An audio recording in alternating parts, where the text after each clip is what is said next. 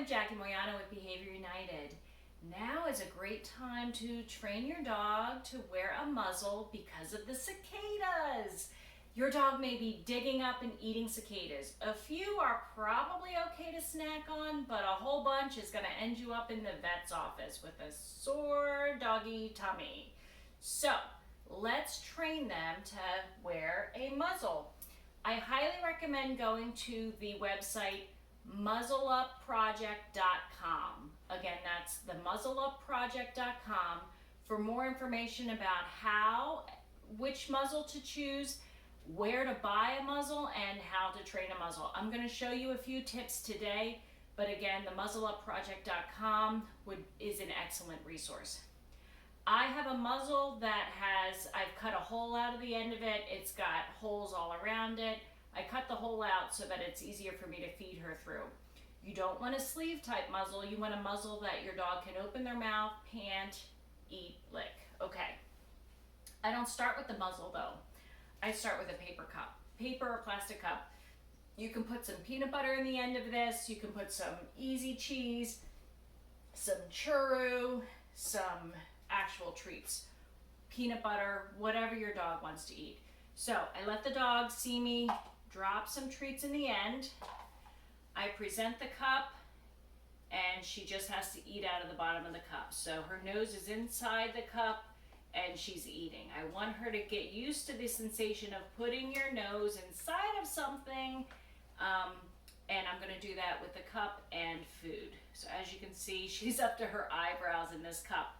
You could cut the cup depending on your dog's length of snout.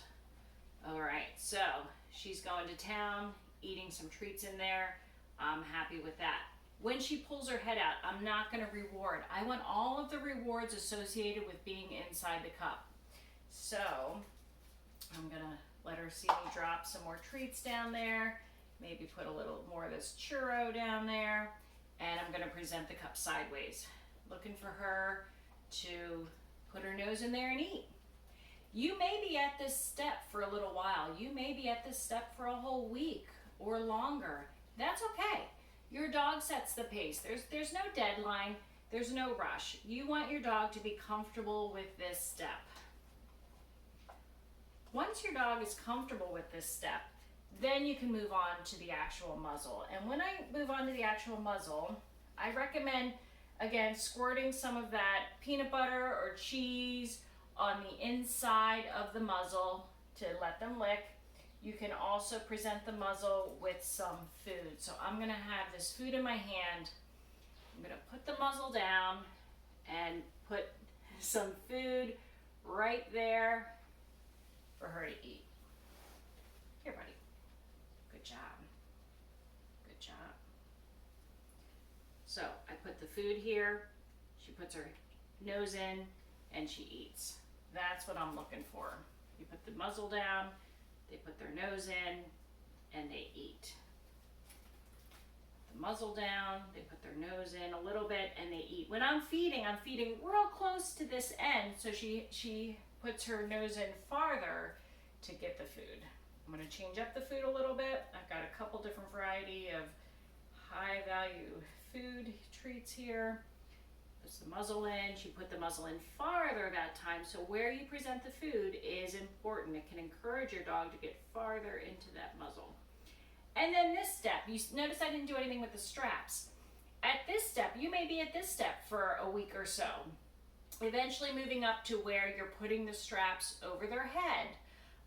The dog sets the pace. Slow is smooth and smooth is fast.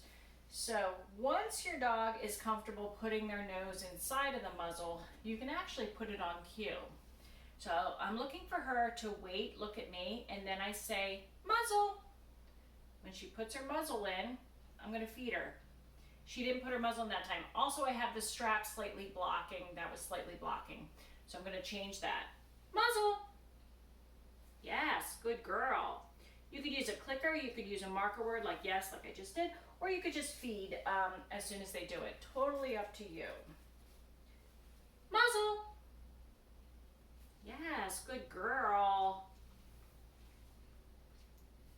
And again, I'm not feeding outside the muzzle, I'm only feeding inside the muzzle. Muzzle. Yes, good job.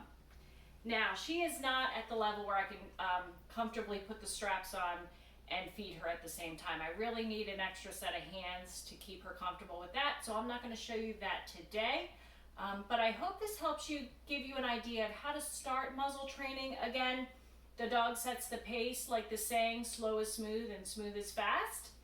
You start with a paper cup, or you could start with a bowl even. Once your dog is comfortable with that, you present the muzzle but without the straps. Once they're comfortable with that, I would recommend getting an extra set of hands to help you when you do the strap. You put the strap over the dog, someone puts the strap over the head, and the other person feeds. I'm just not coordinated enough to do that by myself. All right, thank you for watching. Again, I'm Jackie Moyano with Behavior United, and I hope this gives you a little bit of insight of how to start muzzle training your dog for cicada season and for any events that might come up where your dog needs to wear a muzzle. Thank you. Bye.